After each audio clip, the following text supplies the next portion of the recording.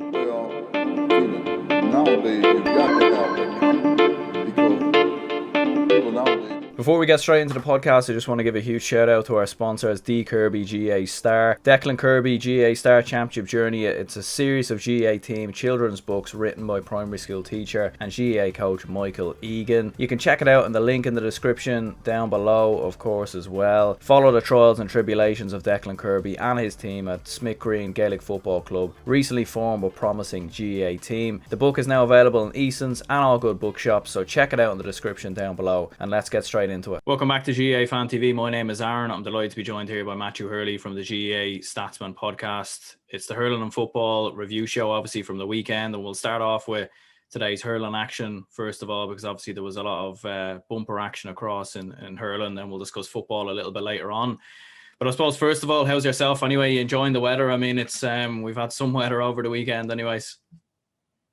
Some weather, Aaron, and thanks for having me on again. But yeah, the weather's unbelievable. It's great to have GAA. It was brilliant games over the weekend. But one place we can start, I like to offer my deepest condolences to the Duffy family from Monaghan after the loss of Brendan Oak on Friday night.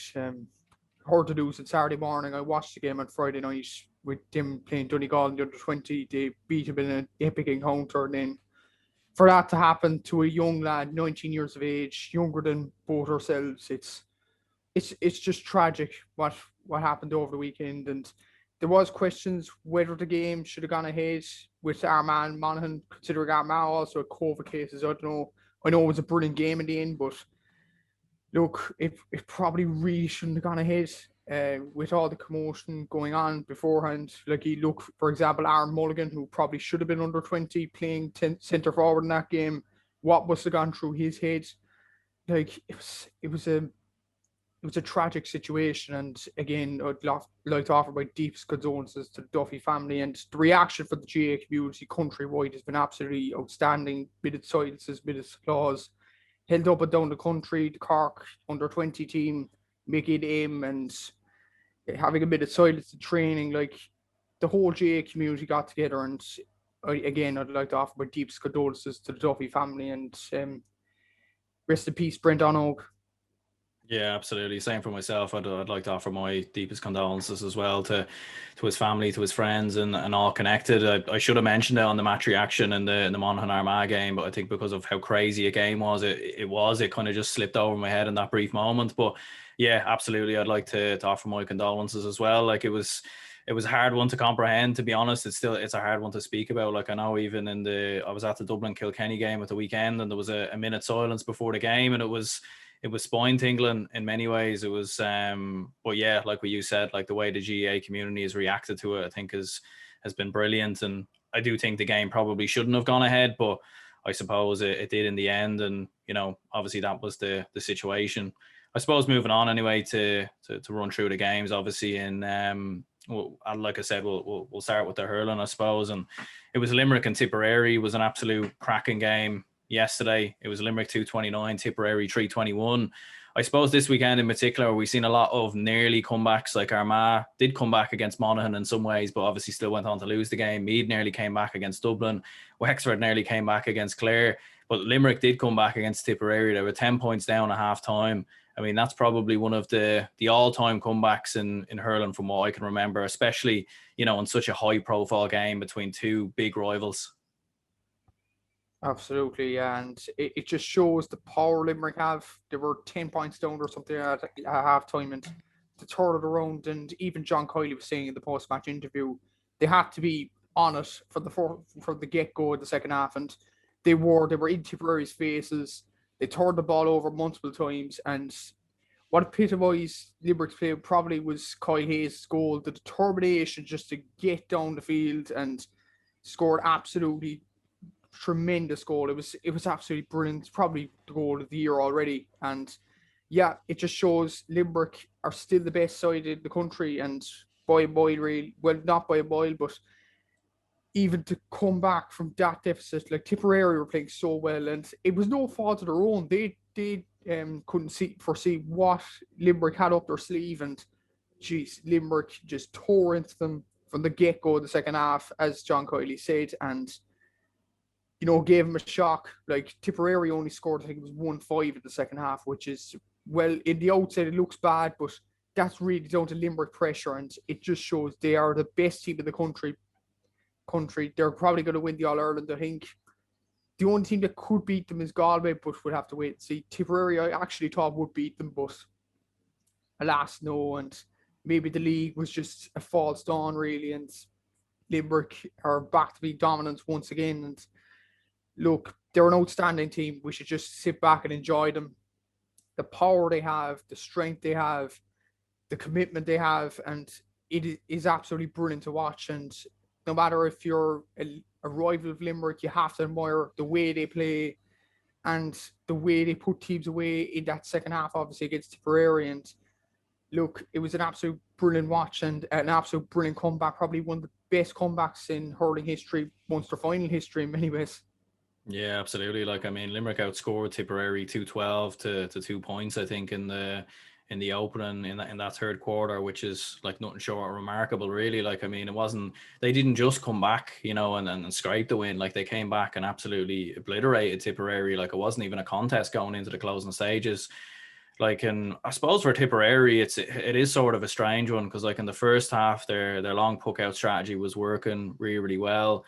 Obviously, Morrissey came in the second half and done a fantastic job for Limerick, completely changed the game, and Tipperary just seemed to run out of ideas. But like, I suppose for Tipperary, like, I kind of wonder, is they've been so reliant on the likes of your Shamie Callanans and your McGraths and your Jason Fords. Like, they didn't really have anything to turn to on the bench, whereas Limerick obviously brought Aaron Gillan on, and we'll get on to the kind of red card incident in a moment. But I suppose for Tipperary, they just didn't seem to have any options or any answers going into that final 15 to 20 minutes.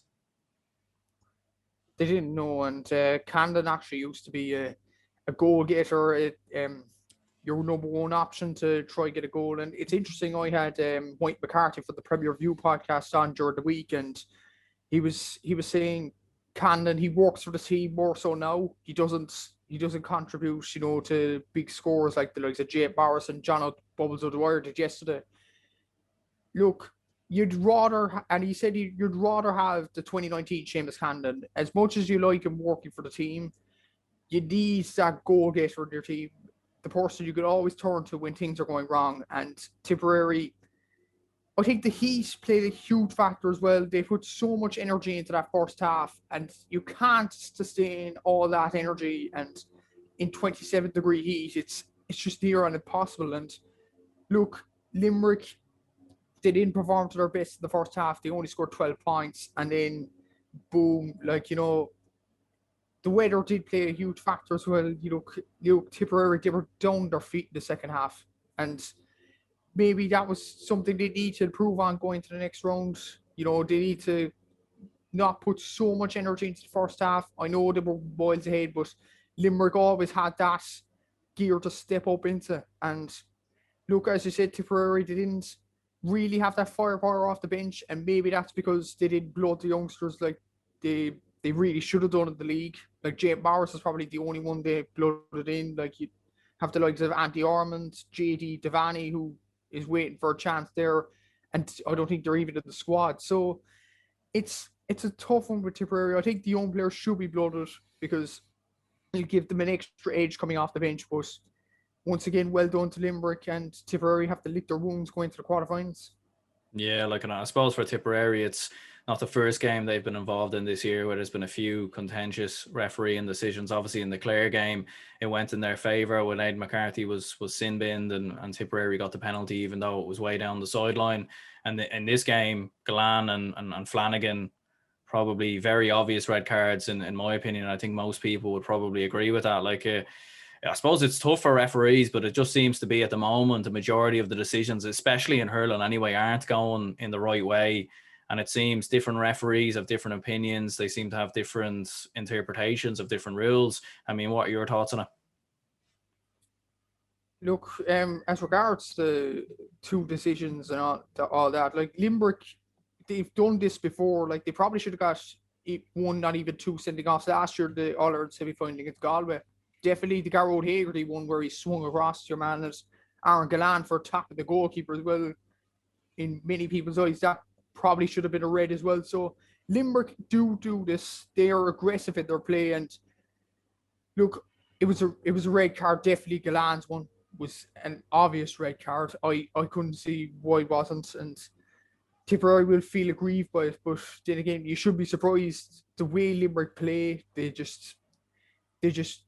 aggression in their play. They put so much into it, and they make a stupid foul. But then the ref doesn't see it as a red card, and Flanagan's the same. Like, as you say, it's not really consistent so far, and that's the worrying aspect.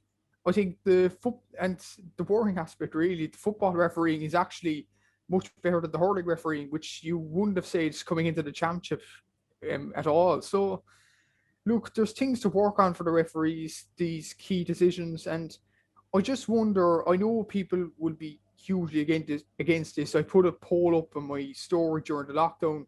Would GAA fans accept the likes of VAR or Team Owner game? But looking at those incidents there, maybe it is something for the future. Maybe the referee needs a monitor to look at and call a decision. So look, it wasn't a red card the way the referee seen it, but I definitely would have seen it as a red. And maybe we can bring VAR and TMO into the game, but I know people will be against it. Yeah, absolutely. I mean, like, that's actually what I had down here next in terms of talking about VAR, because obviously I know, like, in soccer and in the Premier League, like, it's used very badly, but I do think in the GAA in particular, there's obviously no offside rule, and that's the main issue when it comes to soccer. Like, that's the main problem. I think other than that, it's actually used really, really well.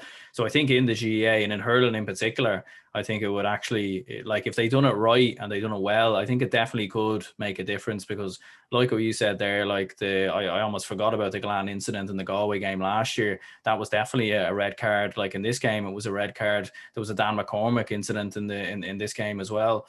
So, like, there seems to be so many issues all the time. Like, you even had the Aidan McCarthy one in the Tipp Clare game. Dublin, in the Dublin Kilkenny game, there were a few contentious issues in there as well. Dublin Meath, there was a few kind of stonewall penalties in there. So, like, I do think maybe they should trial it. Like, I think the only problem with the GAA is sometimes they kind of have a habit of kind of making a hash of these things.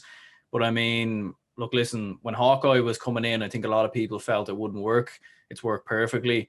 If VAR was to come in, I know obviously it's an amateur sport, so it's kind of an issue how they were to work around it. But I mean, it's definitely something they could trial for at least a year or two anyways.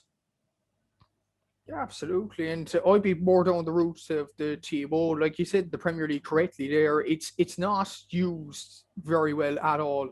Like, the fans can't interact with it. Well, it's obvious because it'll probably start a riot in soccer. But look, I'd be more down the route of the TMO and rugby. You know what's going on. You know the conversation between the referee or the captain, whatever. And when the referee calls over the captain and the actual television match officials gets involved in the conversation as well, and you actually know what's going on. You get clarity. I'd be more down that route if we could get something like a TMO more than VAR, because yes, we probably need it in soccer, but we just don't know what's going on the pitch. The ref doesn't say anything really, and you don't know why he goes down to a monitor, etc. So I'd be actually more down the route of a TMO and rugby. I don't know, would you be a fan of that game, Aaron? But look, I've watched the Six Nations through lockdown. It was an entertaining tournament, and the way the ref interacted with the players, with the television match official, I think it's something the GAA can definitely look at.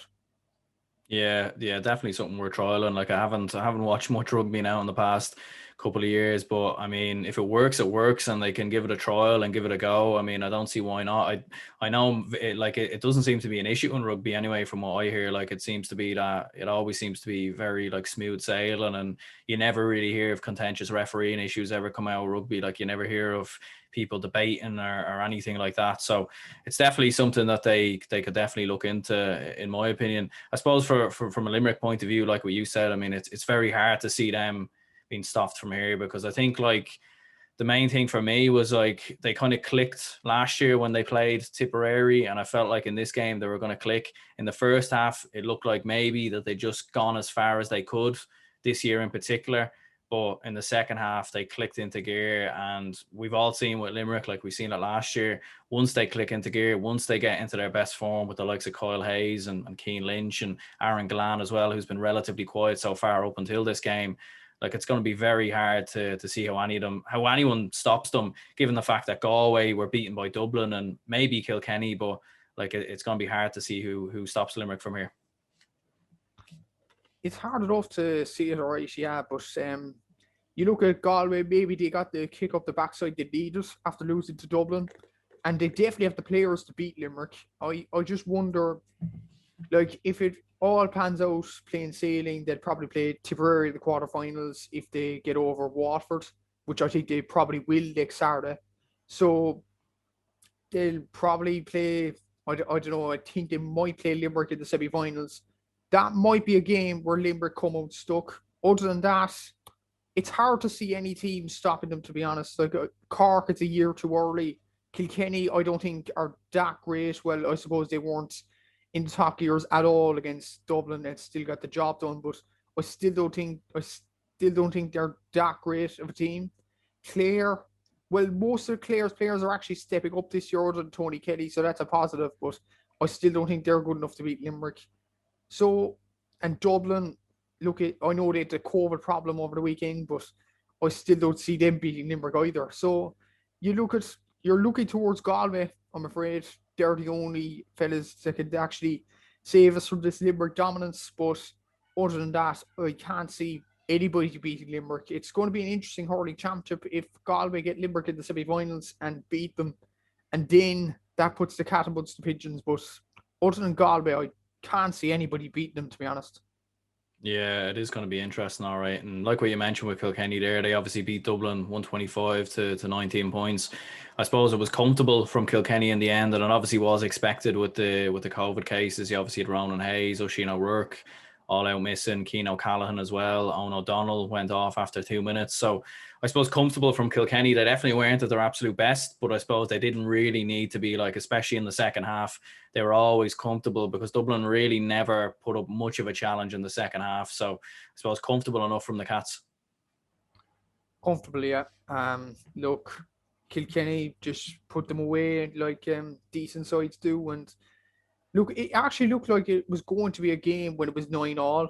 I thought Dublin would actually kick on, but let's be honest here. Look, at the start of the game, Dublin's aim was just to stay with Kilkenny as much as possible because Ronan Hayes was a huge loss, Cian O'Callaghan a huge loss, and even Fergal Whiteley and Oisin O'Rourke, who could bring something different off the bench as well, were absolute huge losses for them. So in that regard, it was tough past couple of days for Dublin. The advantage here, I think, is if they could get them 4 players back for the quarterfinals, they'd probably play, I don't know who they'll play. I think they'll play Cork or Clare the way the draw is going. I think Cork, it's a bit early for them. Clare seem to struggle without Tony Kelly, but not so much this year, but still Dublin can take them on. So that's a positive for Dublin. You look at the 4 players coming back. I don't know what's the story with Owen O'Donnell, I think. But it looks at the way he went off against Kilkenny, it looks like his season's over, which is an absolute huge loss for Dublin because he's a colossal influence on that team. But as regards to Kilkenny, job done. Look, they set out what they needed to do. They won their second Leinster title in a row, 73 now, and it's an absolutely incredible record. Most of them was Brian Cody's work. So, look, Kilkenny win yet another Leinster title, but Dublin, looking at the players to come back in for them after the COVID cases, they aren't gone particularly yet, considering they might play Cork or Clare in the quarterfinals. Yeah. Like I thought, especially like what you said, like in the first half, that Dublin done a good job, like especially defensively. Actually, to be fair, the likes of Paddy Smith and Adrian Dunphy, even Dara Gray as well, James Madden, I thought all done a really good job. Like Kilkenny were certainly fairly quiet in the first half, and I don't think Owen Cody or TJ Reid had the type of influence that we all expected, because normally Owen O'Donnell would mark TJ Reid, and he's done a fantastic job on him over the past couple of years. But to be fair, Adrian Dunphy, who came in, done a just as good a job in the first half. It was just the second half really where Kilkenny just pulled away and Dublin kind of just looked a bit tired, to be fair. I suppose, like we were saying there with Dublin, I'm pretty sure they will play the winner of Cork and Clare. Well, provided that Galway beat Waterford, because I don't think we can get Galway. So, like, it's not impossible for Dublin to get to an All-Ireland semi-final. But I suppose from a Cork and Clare point of view, they'll probably look at it and think that's a big opportunity for one of them to potentially go to an All-Ireland semi-final as well. It is, and considering the way Cork put away Dublin last year, that'll give them confidence that they can go on and beat them eventually, despite what Dublin have done so far this season. So, and even look at Clare, they'll look at towards that game as well at the qualifiers last year, and look at how they're playing without Tony Kelly in the team, the likes of Aidan McCarthy, Ian Galvin, etc., stepping up, Ryan Taylor, etc. So, look, whoever gets through Clare and Cork, it'll be a tough game against Dublin. I think Dublin are much improved from last year. I think the big loss, though, is Owen O'Donnell. Like, if Cork or Clare, with their forwards of the team, get the run of this Dublin team and put pressure on that full back line, I'm not sure what Cian O'Callaghan and Paddy Smith deal with the guile Cork and Clare have. But stranger things have happened. But as I said, Owen O'Donnell, absolute huge loss, and that's the key component of the Dublin team. I'm not sure will he be back. A hamstring injury takes a while to fully recover from. So, look, whoever gets through Clare or Cork, it will be a tough game, but they'll probably fancy their chances. And considering the way the draw is going, they could face the likes of Kilkenny in the semi-finals, and considering what happened against Waterford last year, an All-Ireland final possibly is on the horizon. I don't want to get too ahead of myself as a Cork fan, but it's looking that way. The way the draw is going, like I was thinking, if we get Waterford instead of Clare, but we got Clare eventually, so that'll be no given on Saturday. Get over that. We'll probably play Dublin the way the draw is going in the quarterfinals, and Kilkenny, considering what Waterford did to them last year, that'll give them. Whoever gets through that qualifier game, huge confidence to get into the All-Ireland final. So, look, it's a good path to go down to avoid Limerick or Galway. But then again, in this championship, there's nothing given, and Dublin will want to prove a point after the beating they got on Saturday night. Yeah, and I suppose for Kilkenny, like personally, I feel like they're one of those teams that looks like they could be about to click and get it right. Like, because obviously they have one of the best hurlers in the country and TJ Reid and Owen Cody's look brilliant, but they've now got the likes of James Maher and James Bergen coming off the bench. Like, I mean, I don't know, like I have a sneaky feeling with the way the draw is kind of going, you could easily have a Kilkenny Limerick final, a repeat of obviously the 2019 semi-final. Kilkenny obviously the last team to beat Limerick. And with Brian Cody's influence as well, and with the experience still in the Kilkenny side with the likes of Hugh Lawler and there, like, I don't know, like I kind of made one of these comparisons the other day with one of my mates. I was saying, like, Kilkenny are a bit like Man United in the soccer, you know, they're that big, they're that good, they have too much of a hurling stronghold in the country to go away. And I feel like with the fact they've now won back-to-back Leinster titles, like, that might just be the confidence that they need to potentially go on and I suppose end this mini drought that they're on and not winning the Liam McCarthy. It's an interesting comparison you make with Man United. Like, I'd actually compare Limerick to Man City, and look what Man United have done to Man City over the past few seasons. So anything's possible.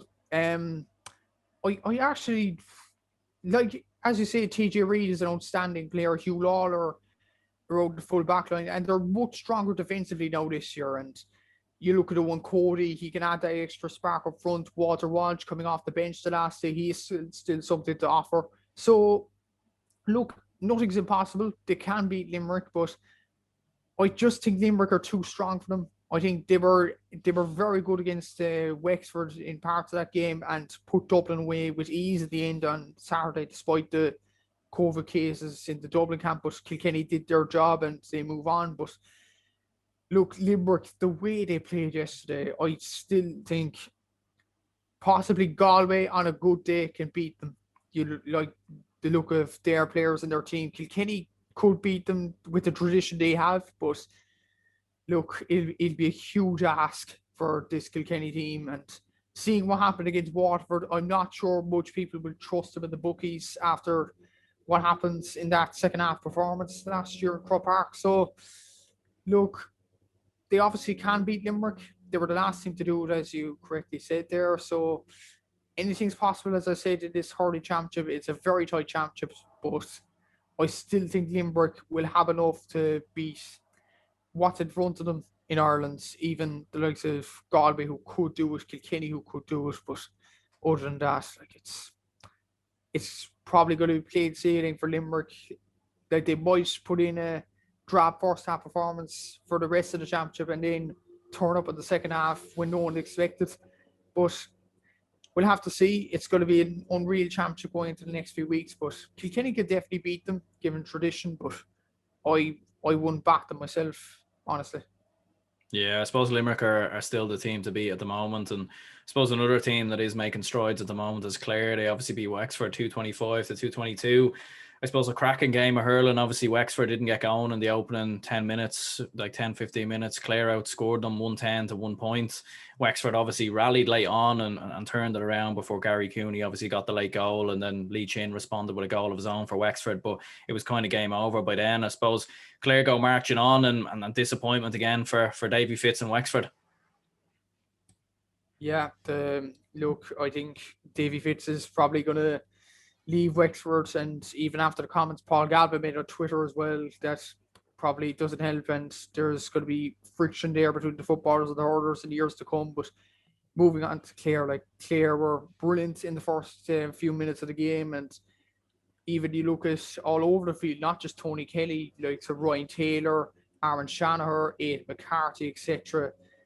They're firing, and they will be a dangerous side for Cork going into the next round. And before the game, I actually predicted it'll be 1 or 2 points either way. I thought Wexford would win the game because of their quality all over the field, but Clare just showed it Saturday. They have quality in nearly every position now. Cathal Malone's another player who's turning up this year. Ian Galvin didn't really turn up on Saturday. He didn't score, but he did it over the past few games against Tipp and Waterford. So Clare, the signs are good. The likes of them players coming through. Like last year, it was all about Tony Kelly. Let's be honest about it. But this year, a lot of their players now are stepping up. Brian Lohan seems to be getting the right tactics into them. And look, Clare will be a tough assignment for Cork going into the next round, and there'll be a tough assignment going in further down the championship. Like, if they play someone like a Tipperary or Kilkenny, I wouldn't be surprised if Clare beat them. The way they played over the past 3 games, like against Tipperary, they were so unlucky with a referee decision that went the wrong way. So they're much improved this year. It'll be a classic next Saturday between Cork and Clare. Can't wait for it. But as for Wexford, it's hard to see how Davy stays on. In all honesty, I think he's probably gone. And the question is, where would Davy go now? Like, this is actually a interesting question, because I don't know who take him now. His former sides, Clare won't take him now. Waterford won't. I'd say Limerick are settled with John Kiley. I don't think Tipp would. Cork are not brave enough to look outside the county, so I don't think they would. Kilkenny, no way. So I think the only team that could take him is Dublin. I suppose you'd be happy about that, Aaron, but we'll have to wait and see. But he's probably going to leave Wexford now, but it's going to be interesting where he goes next. Yeah, it is an interesting one, all right. Like, and I did see a few people saying that actually that Davy Fitz maybe will end up as Dublin manager. Like, I suppose first of all, I think Matthew Kenny's done a good job with Dublin. He was brilliant with Cool, obviously won a few All-Irelands there. So I think he's more than earned his right anyway to stay on, even if we were to get beat, unless we were to get absolutely trashed in a quarterfinal by like 20 points or something like that. I think Matty Kenny is more than deserved another season at the helm, given the COVID situation as well. Maybe further down the line, Davy Fitz, like in Dublin, personally, I wouldn't have a problem with it.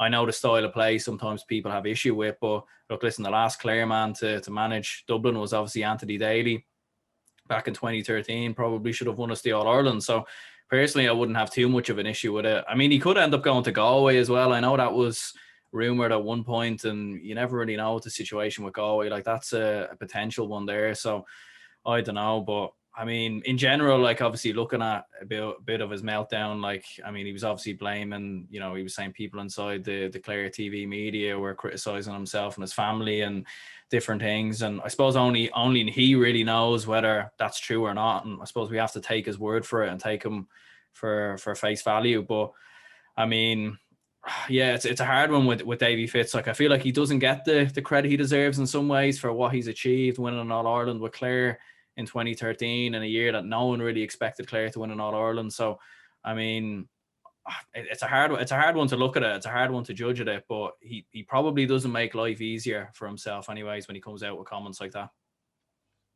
He doesn't know, and look, only he knows what goes on behind the scenes and what is said to his family and all that. But as Paul Galvin said on Twitter, it's getting kind of old now. Like Davy was mentioning this at the height of lockdown last year, and he mentioned it during the championship last year, and you just wonder, yes, you might feel sorry for him, but when's it going to stop, really? Like, it's kind of getting old now, and even Paul Galvin coming out about comments about him kicking the Wexford footballers out of the pitch so he could train, and that's why Paul Galvin eventually left. So it looks like friction there, and maybe that's why the Wexford footballers haven't improved as they would have liked. I know they've improved this year, but Davy making hurling precedence in the county, like in a county that's steeped in tradition in football, they've won a lot of All-Irelands compared to other counties. So, look, in that regard, that's wrong. He shouldn't be kicking the footballers off the field. If that's true or not, we don't know. But if he is doing it, that is utterly wrong. Like, you can't. Yes, he's done wonders for Wexford hurling, but you can't really do that in a county steeped in football tradition as much as hurling. So, look, what he's done in the past with Wexford hurling, he's done absolutely wonders. He's won the Leinster title. He got close to a league title in many ways. He probably should have won the All-Ireland 2019 against Tipperary, and that was a huge chance missed considering they would have beat Kilkenny in the final, and they probably would have beat them. So, look, he's done wonders for Wexford hurling and got them to this position, but it's as far as he could take them, and his antics over the last few years with the footballers, if that is true or not, is utterly wrong in my opinion.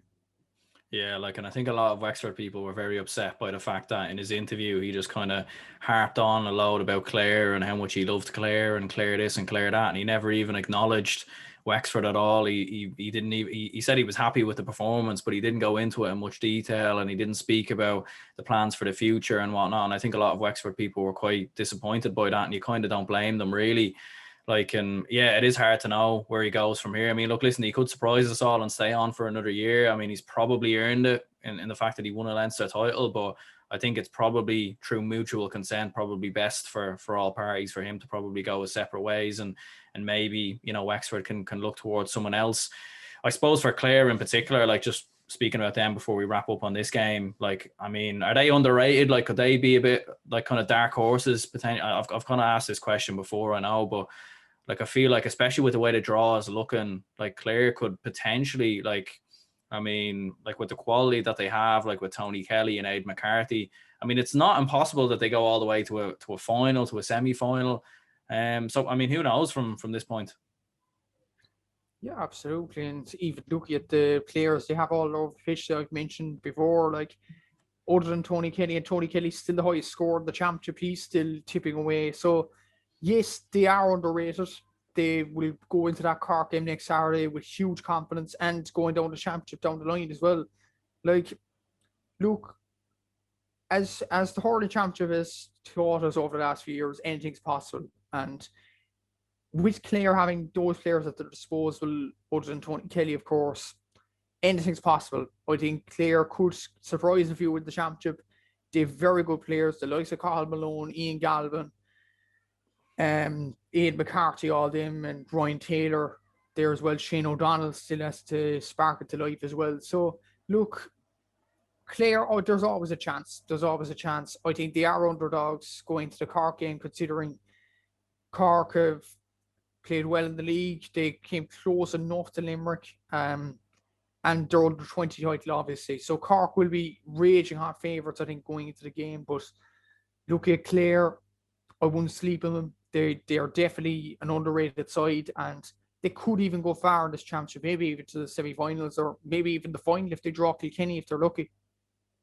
Yeah, it would be interesting. All right, like, and I suppose Laois and Waterford was another game. It was Laois 221, Waterford 323. I mean, a brave effort from Laois, like a great fight back in the second half. They were leading at one stage going into the closing minutes. It looked like they were going to get over the line.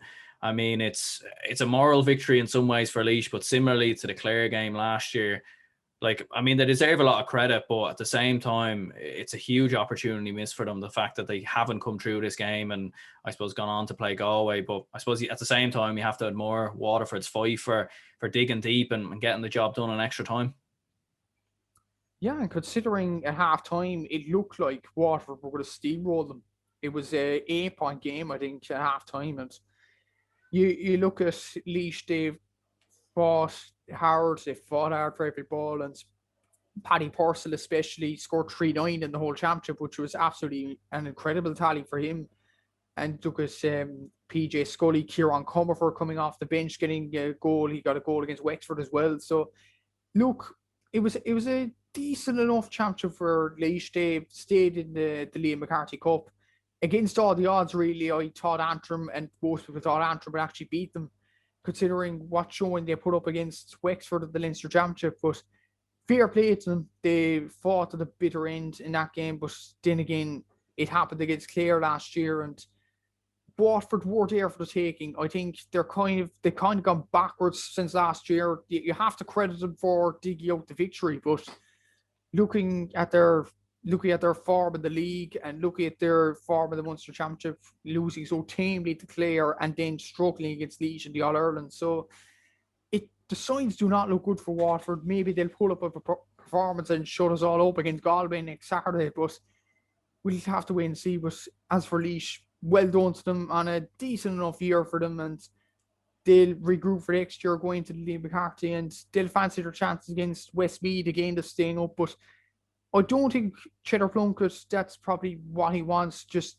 a relegation battle every time. They want to progress like they did in 2019, get to a second round of the qualifiers at least, if possible a quarter final as well. So look, that'll be the aim for Laois, not another relegation battle, and long may their championship journey continue. I think this is their second or third year in a row in the championship now, and then it's a good time for Laois hurling, but then again, it was a huge opportunity missed. And as for Waterford, I think they've gone backwards this year, I'm afraid. Yeah, like, and I suppose for Waterford, they do obviously have a lot of injuries, which has obviously been well documented. But yeah, like they definitely don't seem to have the same spark. And I suppose it's hard to see how they can get past Galway, like going into that next game. I mean, I know Galway are obviously coming in on the back of that defeat to Dublin, but I'm sure Galway, they would have seen all the criticism over the past couple of weeks. And, Galway probably wanted to get a game sooner, I'm sure, so that they can get back and respond to that loss, obviously, from Dublin. But I mean, it's hard for Waterford from here to see how they get past Galway. Yeah, it's hard enough to see a way past Galway for Waterford. Look at the players Galway have all over the pitch. I know they lost to Dublin, but still, you look at the players Galway have: Conor Whelan, Joe Canning. If they fire, I think Waterford are gone personally. But then again, it's the hurling championship. There could be shocks anywhere. And look, Waterford even proved last year they were underdogs going into the Kilkenny game last year, and they pulled it out of the bag.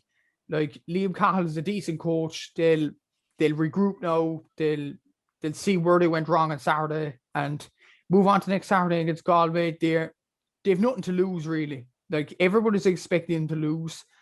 Galway are coming in expecting to win. Well, I suppose Galway won't be that confident going into it. They were confident going into the Dublin game, and look how that turned out. So I don't think they'll make the same mistake again. Look, it'll be a tight game, I think, because Waterford have to improve, but Galway, I think, should have enough. But then again, we'll have to wait and see. Waterford might pull up a performance out of the bag, but look, Galway definitely have the most quality of the pitch, and I think that's the quality that will see them through in the end. Yeah, like, and I suppose in the end, like, it will be interesting definitely to keep an eye on them. Like what you said, it definitely is a free hit for them. Like, the pressure definitely isn't on them going into the game, and I suppose it'd be interesting to keep an eye on it.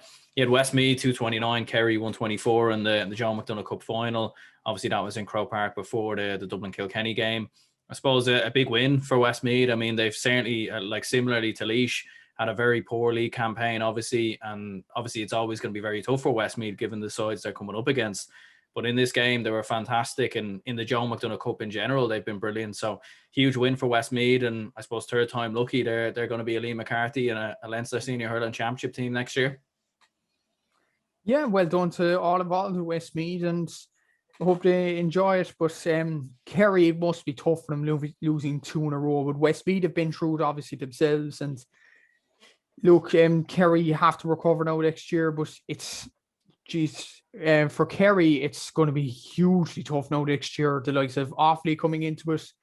You'd think they'll be coming up for the Christy Ring Cup. Antrim coming down from the Liam McCarthy. It's going to be a tough ask for Kerry. And look, I actually don't see Kerry even getting to a final next year. And it's tough on the Kerry boys, seeing how they performed over the last few years at the Joe McDonagh Cup.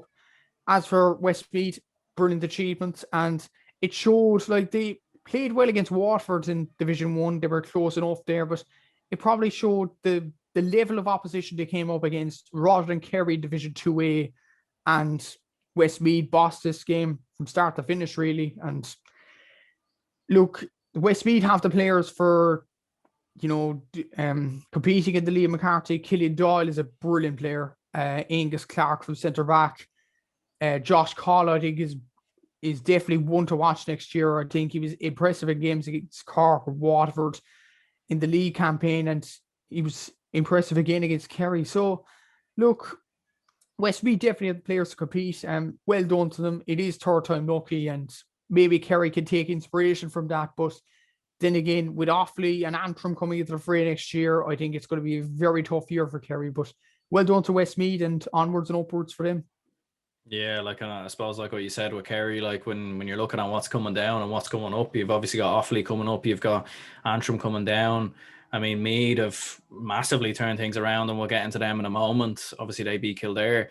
So, yeah, it's going to be tough for Kerry, and Carlow are obviously improving as well. Like, you might even make a case that Kerry could potentially be in a relegation battle in the Joe McDonagh next year, which seems very harsh considering they've been in the final in the past 2 years. But it's going to be tough for them. It really is. And I suppose moving on from that, like what I was saying, you had Kildare 115, Meath 28 points.